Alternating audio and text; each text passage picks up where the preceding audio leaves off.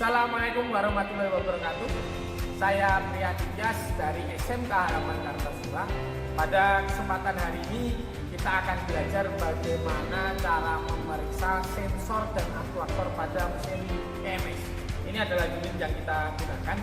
Kita akan memeriksa dengan cara sederhana.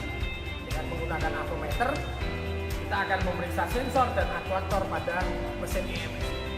Untuk lebih lengkapnya bisa diikuti pada video berikut ini. Ini adalah salah satu mesin berteknologi EMS. Oke. Salah satunya contoh mesin berteknologi EMS adalah ini. Menggunakan sensor. Dia punya ECU. Di sini ada ECU ya. Ini mesin Toyota. Ya, Soluna ini. Serinya ini. Serinya ini ya. Oke. Ada sensor ya, ada ECU, kemudian ada aktuator. Oke, ini injektor ya, aktuatornya salah satu ya. Di hari ini kita akan belajar mengenai cara melakukan pengecekan pada sensor dan aktuator. Oke, untuk yang pertama adalah sensor IAT ya. Letaknya seperti ini ya, letaknya di filter udara.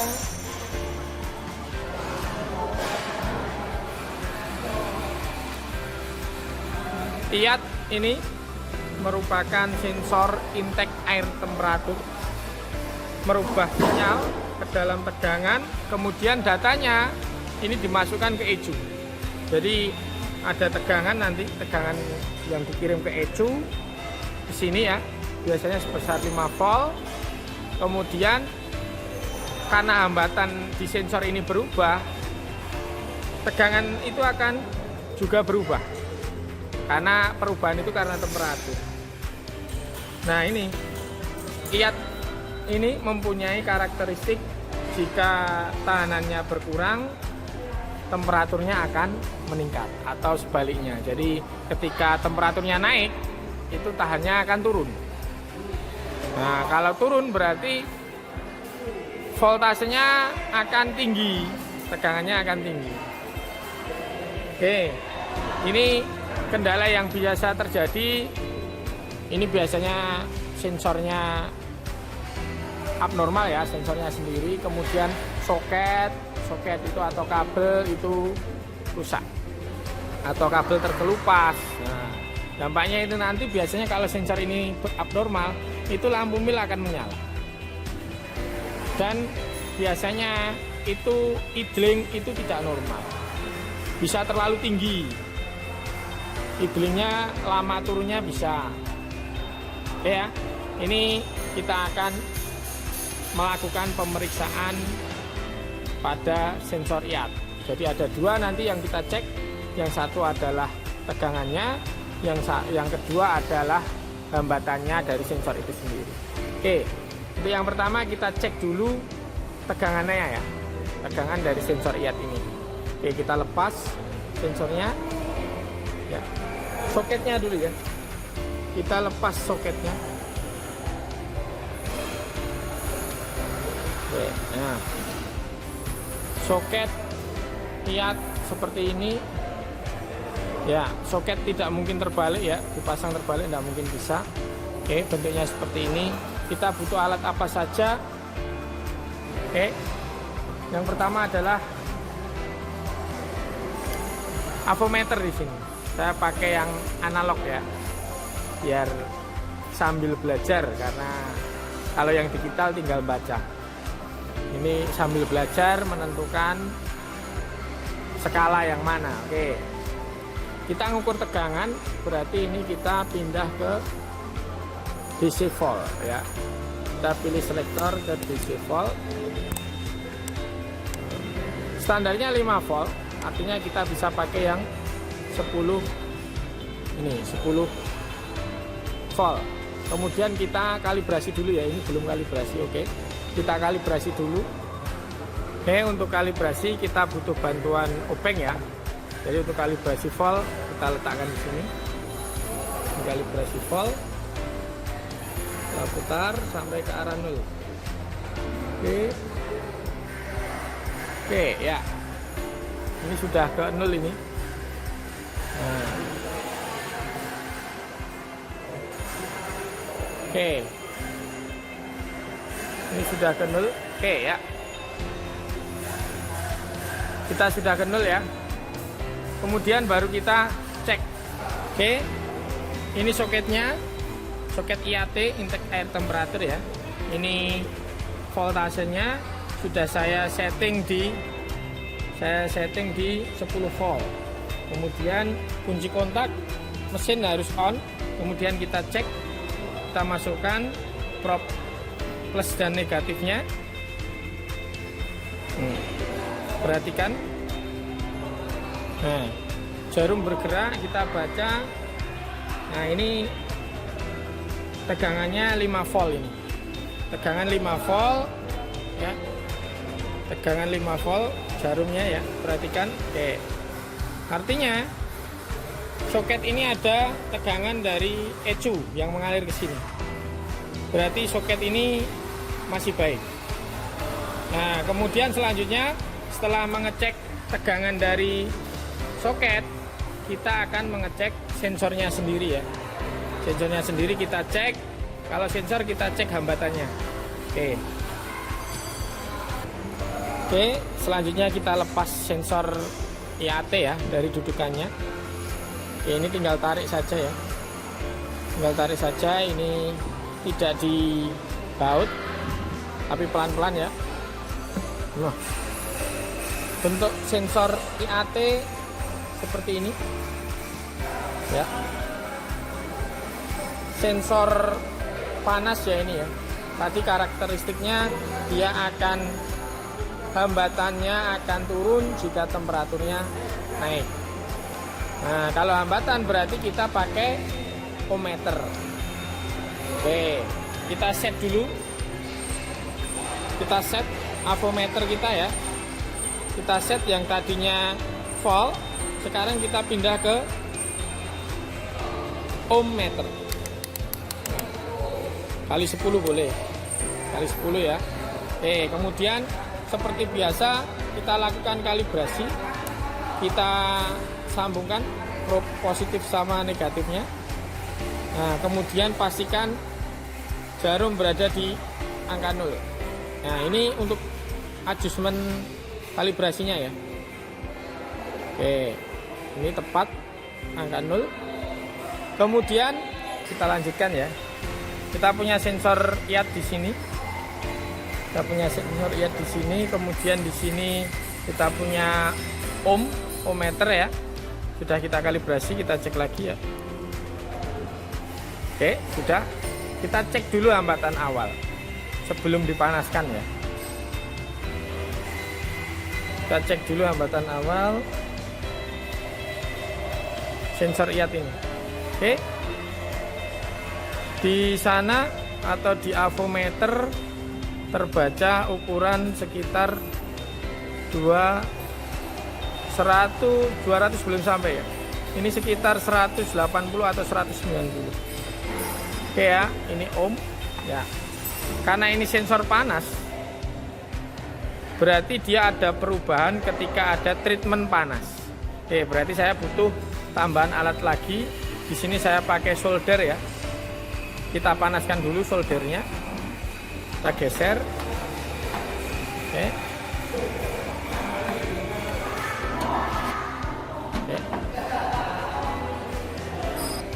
Oke. Posisinya seperti ini biar terlihat ya. Solder ini sudah mulai panas ya. Sensor tidak perlu ditempelkan, hanya sekitarnya saja. Sekitarnya. Oke, saya geser sini ya. Ya.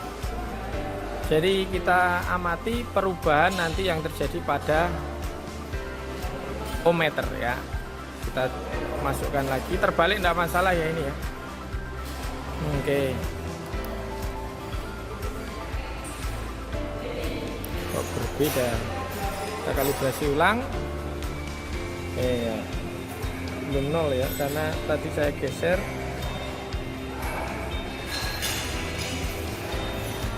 Oke, ya. Sudah 0.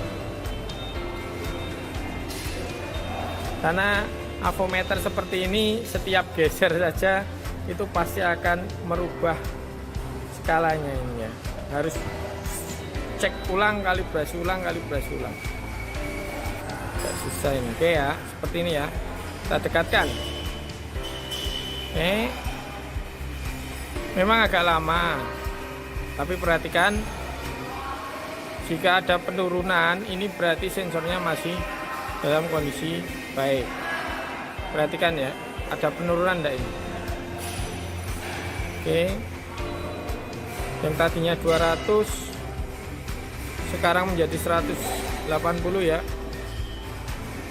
Oke, ini mulai turun lagi.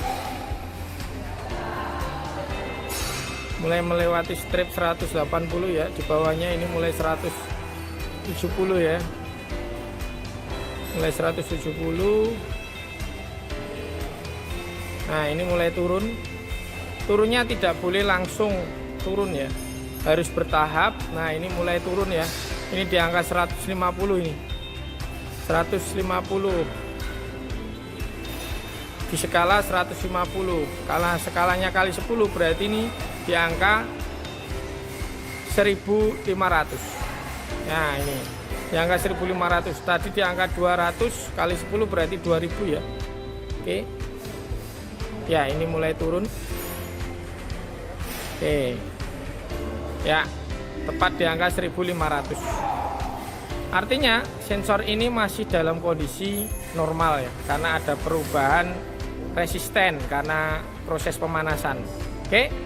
Berarti sensor IAT kondisi baik, kesimpulannya seperti itu. Nah, kita pasang lagi pada engine. Oke, kita pasang kembali ya soket atau sensor IAT-nya, termasuk soketnya nanti ya. Kita masukkan. Ya, sudah masuk ya. Ini boleh diputer, boleh karena ini tidak dibaut ya. Asal masuk. Nah, ini tidak boleh terbalik karena, tapi juga tidak bisa terbalik. Oke. Ini sensor IAT. Selanjutnya sensor yang kita periksa adalah sensor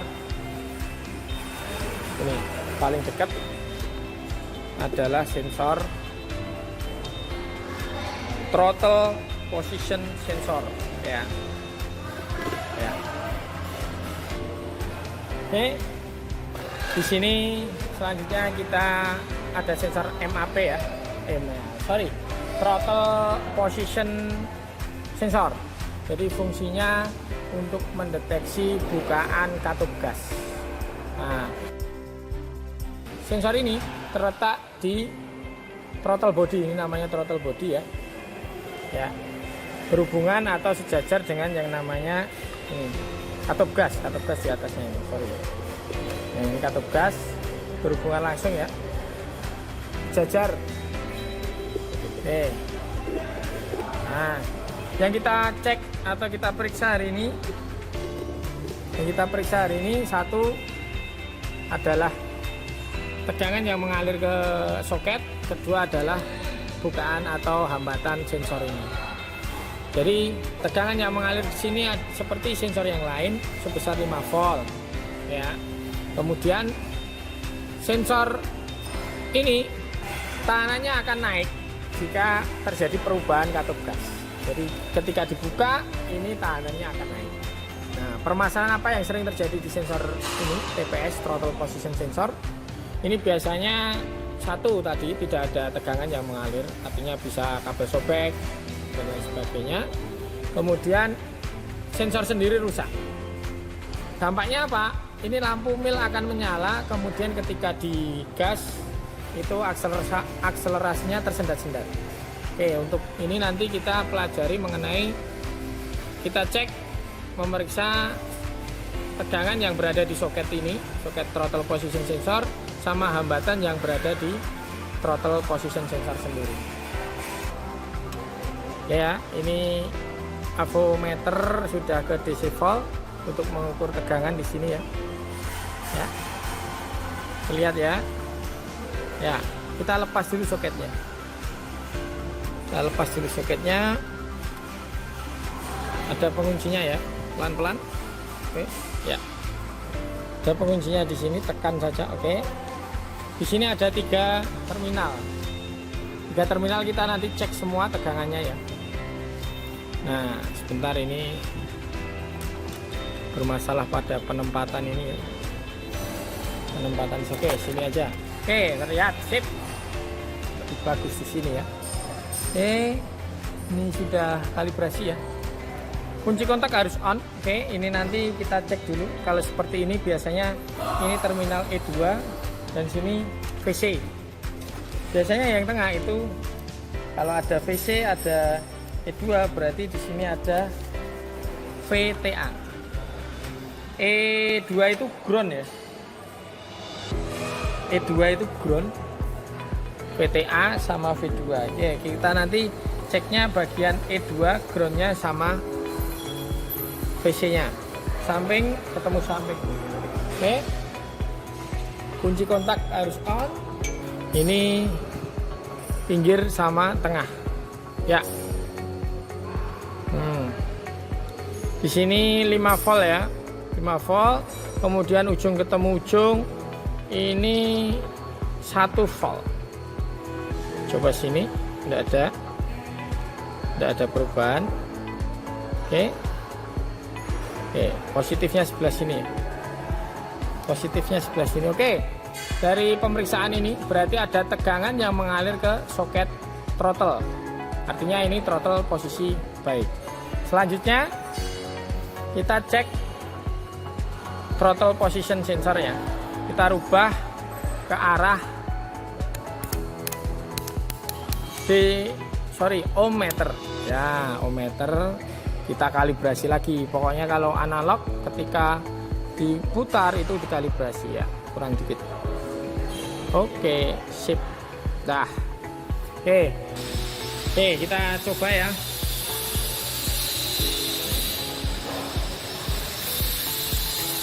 Ujung ketemu ujung.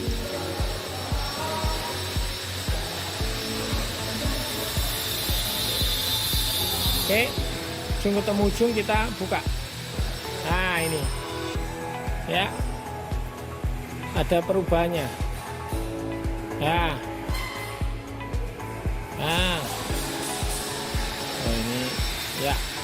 Oke, ini masuk ya. Tahanan awal di angka 500, kemudian setelah diputar, ini soket saya, sorry, karena ini pinnya terlalu dalam pinnya. Ya, seperti ini.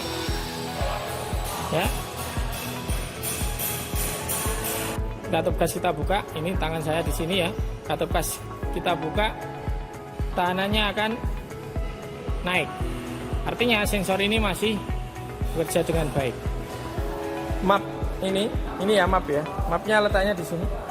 Ini diletakkan di intake manifold, biasanya dihubungkan langsung dengan selang ya. Nah ini sama dengan sensor yang lainnya. Ini ECU mengirimkan sinyal tegangan berupa tegangan ke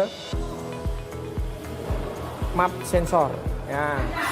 Besarannya map sensor itu tergantung udara atau pressure, tekanan yang ada di dalam intake manifold ya. Ini hambatan akan berubah-ubah juga tergantung tekanan yang ada berada di sini. Oke, yang kita bisa ukur melalui map sensor ini, karena map sensor ya, kita hanya bisa mengukur pakai tegangannya saja, tegangan yang mengalir melalui soket ini. Nah, vakumnya bagaimana? Kita tidak vakumnya, pressure-nya bagaimana? Kita tidak bisa mengukur karena ini harus ya. Tekanannya ya, vakumnya sini, sorry, ini harus disedot vakum ya. Oke, ada selang, pastikan selangnya baik. Nah ini kalau map sensor rusak, ini lampu mil juga akan menyala. Lampu mil akan menyala, idling tidak stabil. Oke, ini kita akan cek tegangannya seperti biasa. Kunci kontak harus on. Ya, ini saya rubah posisi, ini map sensor ya.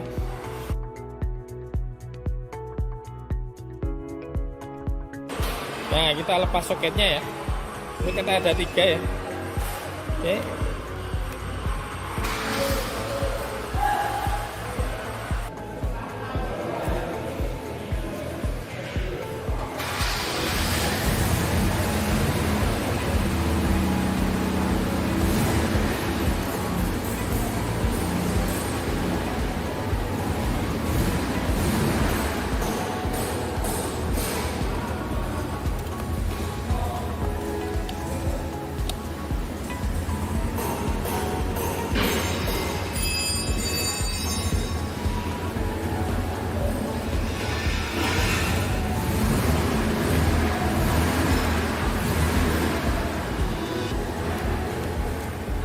Iya.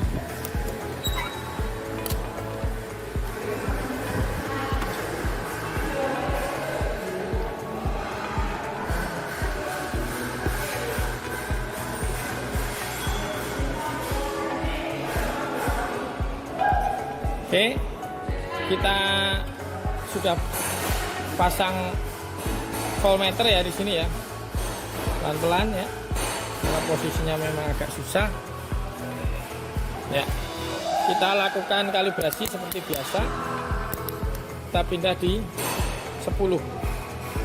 Ya, oke, kita kalibrasi dulu. Sorry. Oke, kurang dikit tadi. Ya, ini udah kalibrasi ya.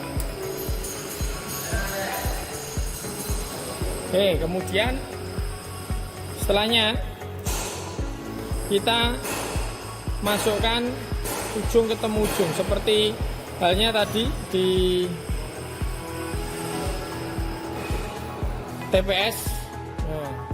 Nah, ini kunci kontak harus on ya, kunci kontak harus on. Oke, kunci kontak sudah on, kemudian kita hubungkan. Kalau terbalik berarti langsung dibalik ya.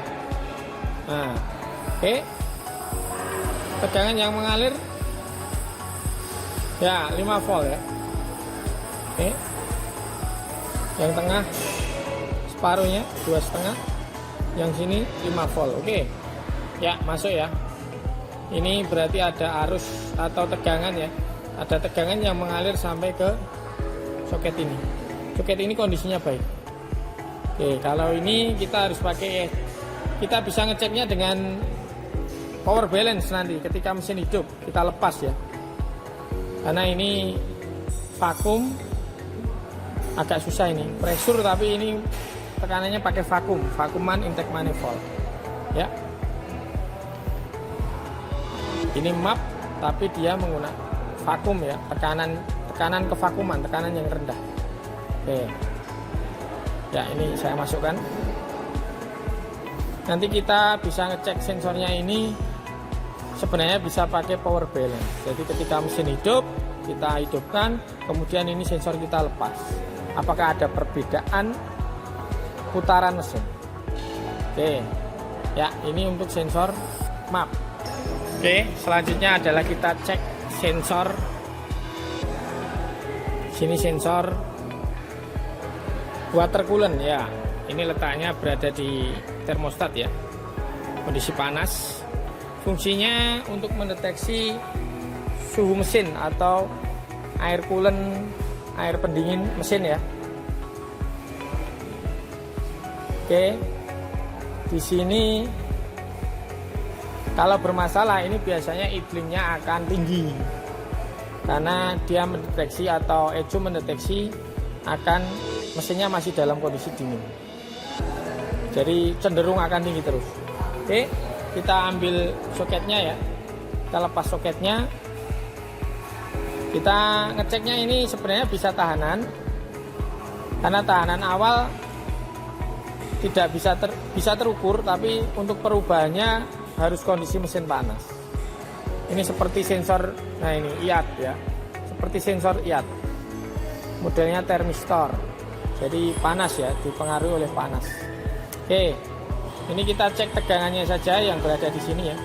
Seperti halnya sensor yang lain, yang mengalir, tegangan yang mengalir ke sini harusnya 5 volt. Ya, 5 volt ya. Oke, kita cek. Kita berarti butuh AVO lagi ya. Kita taruh sini AVO-nya. Ya, ini sudah kita, ini DCV ya, 10 ya volt. Kita sudah kalibrasi. Oke, kita masukkan soket ke dalam soket ya. Kalau terbalik langsung geser. Kalau ini enggak. Oke, biasanya hitam ground itu ya, ini sudah ada tegangan yang masuk. Oke, sini ada 5 volt ya. Ya, ini soketnya, kunci kontak on. Ini 5 volt. Artinya tegangan yang masuk soket ini itu baik ya, sesuai dengan spesifikasi ya. Oke ya. Ya, 5 volt. Oke, untuk hambatan dari ini kita hanya bisa ngecek kondisi awal. Harusnya kita bisa ngecek di kondisi akhir. Ini kalau rusak bagaimana? Lampu mil akan menyala ya. Ya, ya, ini tahanan. Oke, kita masukkan dalam. Hati-hati.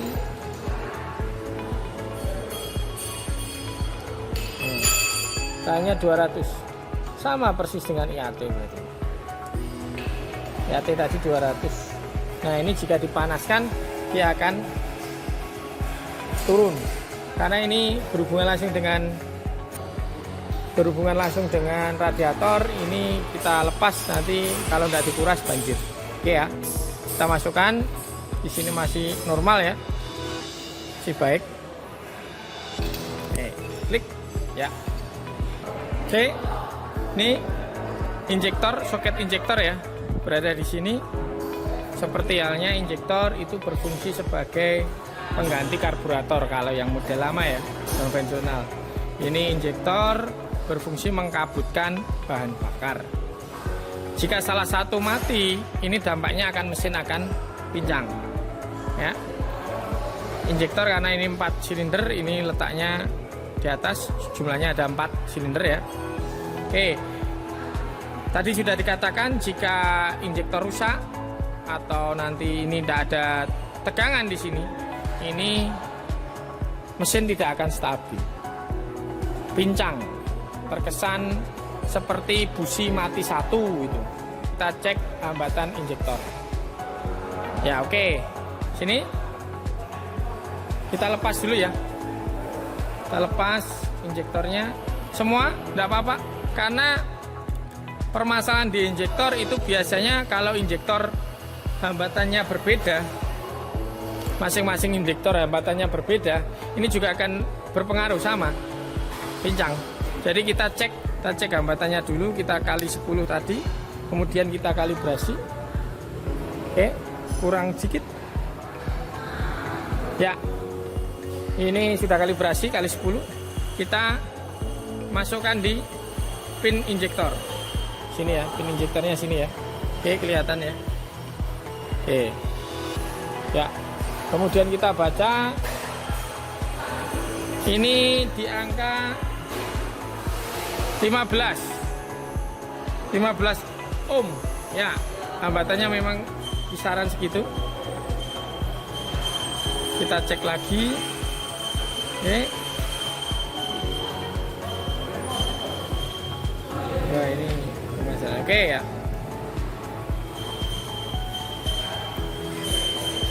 Ya, 15 ohm, jangan geser-geser. Ya, seperti ini. Semuanya kita cek. Kita cek. Ini injektor 1 tadi ya. Ini, sorry, ini ke mesinnya berarti ini belakang sebenarnya. Ini keempat ini. Ya, sorry, ini keempat. Ini ketiga berarti ya. Kita cek karena awalnya di sana walaupun filternya berada di sini. Oke, ya sama enggak ini? Harus sama. Oke, 15. Lanjut. Oke, 15 sama, lanjut. Oke, 15. Hambatan injektor ini semuanya itu 15. Artinya injektor ini kondisinya masih, hambatannya masih baik semua. Kita belum ngecek kondisi kotor atau tidaknya ya. Yang penting kita ngecek injektornya dulu, hambatannya. Karena injektor ini sebenarnya seperti katup. Jadi dia akan terbuka, tertutup berdasarkan sinyal dari ECU. Ya, hambatannya sama. Artinya ketika nanti dapat sinyal voltase dari ECU, itu bukaannya juga harus sama gitu. Ya. Kalau berbeda itu nanti sama, ibaratnya ini mati. Ibaratnya mati ya. Nah, ada injektor ini tadi sudah dicek semua ya. Oke. Demikian tadi pemeriksaan sensor dan aktuator pada mesin EMS. Semoga bermanfaat. Wassalamualaikum warahmatullahi wabarakatuh.